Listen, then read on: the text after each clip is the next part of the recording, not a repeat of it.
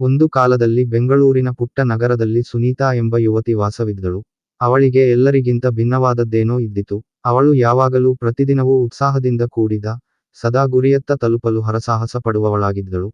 ಆದರೆ, ಅವಳಿಗೊಮ್ಮೆ ಒಂದು ಪ್ರಶ್ನೆ ಹತ್ತಿರದಲ್ಲೇ ಬರುವಿತ್ತು, ನಾನು ಸಾಧಿಸಲು ಹೇಗೆ ಸಾಧ್ಯ? ಅವಳಿಗೆ ಅದು ಆಳವಾಗಿ ಯೋಚಿಸುವ ಪ್ರಶ್ನೆಯಾಗಿತ್ತು. ಅವಳ ಸುತ್ತಲೂ ಇರುವವರಲ್ಲಿ ಹೆಚ್ಚು ಜನರು ಈ ಪ್ರಶ್ನೆಗೆ ಉತ್ತರವನ್ನು ಅರಿಯಲು ಹೋರಾಡುತ್ತಿದ್ದರು. ಒಬ್ಬರು ತಮ್ಮ ಕನಸುಗಳನ್ನು ಮೀರಿ ಹೋಗಲು ಪ್ರಯತ್ನಿಸುತ್ತಿದ್ದರು, ಮತ್ತೊಬ್ಬರು ತಮ್ಮ ಗುರಿಯ ಕಡೆಗೆ ಹೆಜ್ಜೆಗಳು ಹಾಕುತ್ತಿದ್ದರೆ, ಕೆಲವರು ಮಾತ್ರ ತಮ್ಮ ಜೀವನವನ್ನು ಸಾಧನೆಗಿಂತ ಹೆಚ್ಚಾಗಿ ಖುಷಿಯೊಂದಿಗೆ ಕಳೆಯುತ್ತಿದ್ದರೆ.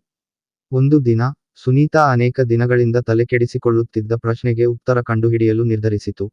ಅವಳ ಮನಸ್ಸಿನಲ್ಲಿ ಒಂದು ಸಾಧಾರಣ ಆದರೆ ಬಲವಾದ ಯೋಚನೆ ಹರಿದು ಹೋಗಿತು, ನನಗೆ ಇಂದಿನಿಂದ ಒಂದೇ ಒಂದು ಹೊಸ ಅಭ್ಯಾಸವನ್ನು ತರುವುದರಿಂದ ನನ್ನ ದಿನವನ್ನು ಯಶಸ್ವಿಯಾಗಿ ಮುಗಿಸಬಹುದು.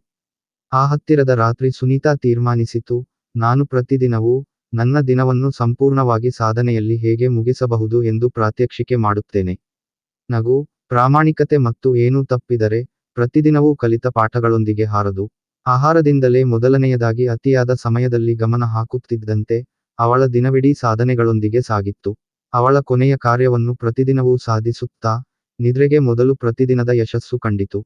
ಆಕೆ ಈಗ, ನಿದ್ರೆಗೆ ಮೊದಲು ದಿನದ ಯಶಸ್ಸು ಎಂಬ ಸಿದ್ಧಾಂತವನ್ನು ಪ್ರತಿಯೊಬ್ಬರಿಗೂ ಉಪದೇಶ ನೀಡುತ್ತಾಳೆ. ಮೇಲ್ಮೆಟ್ಟಿದ ಪ್ರತಿಯೊಂದು ದಿನವೂ ನಮ್ಮ ಪ್ರಯತ್ನದಿಂದ ಜೀವಂತವಾಗಿದೆ ಎಂದು ಅವಳು ಹೇಳುತ್ತಾಳೆ. ನಮಗೆ ಕೇವಲ ದಿಟ್ಟತನವೇ ಬೇಕಾಗಿದೆ, ಪ್ರತಿದಿನವೂ ಇತರರ ಬದುಕಿನಲ್ಲಿ ಪರಿಣಾಮ ಬೀರಬಹುದು. ಅವರಲ್ಲಿ ಒಂದಾದರೂ ಸಾಧನೆ ಇದೆಯಾದರೂ, ಅದನ್ನು ಮೊದಲು ಸೆಳೆಯಲು ಅಲ್ಲಿಯವರು ಹೊಸದೊಂದು ಅಧ್ಯಾಯವನ್ನು ತಲುಪುತ್ತಿದ್ದರು.